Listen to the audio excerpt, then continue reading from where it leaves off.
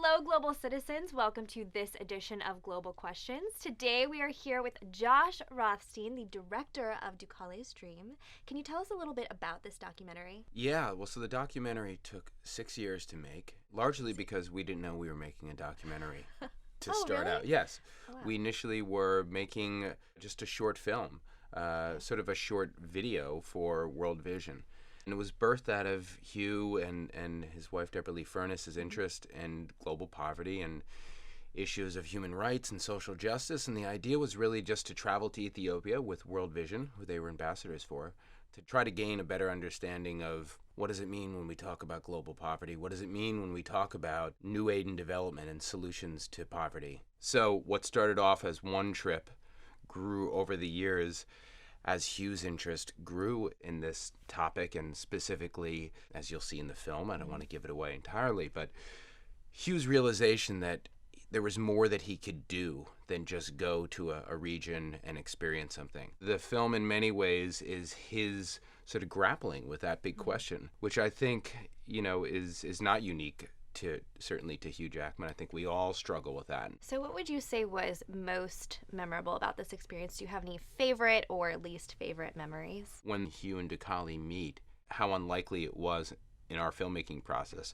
I mean, we really rolled into this region with very few plans, which is a very fun way to travel, Yes. but it's also always tricky as a filmmaker. But then for that to sort of pay off, and I saw Hugh had this immediate connection with him, and we were just taken into his family's life in such a way that it was almost overwhelming, sort of the generosity and openness that his family had to us as Westerners. We came in with these cameras, and the community really embraced us, and to see the connection between Hugh and Dukale and immediately see the genuine curiosity that the two guys had in each other, from such different cultures and the language barriers. Right.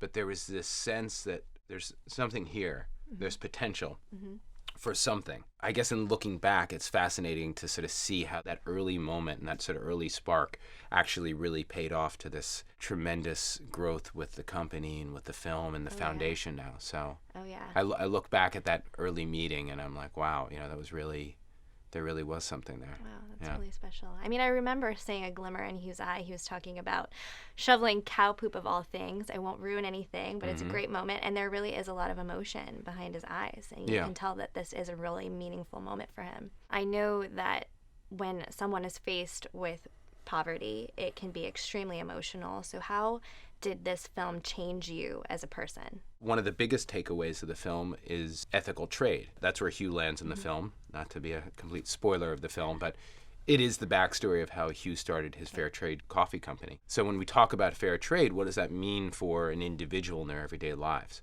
I grapple with that question every time I make a purchase. Is there a possibility in this moment to purchase something that's ethically consumed and responsibly sourced?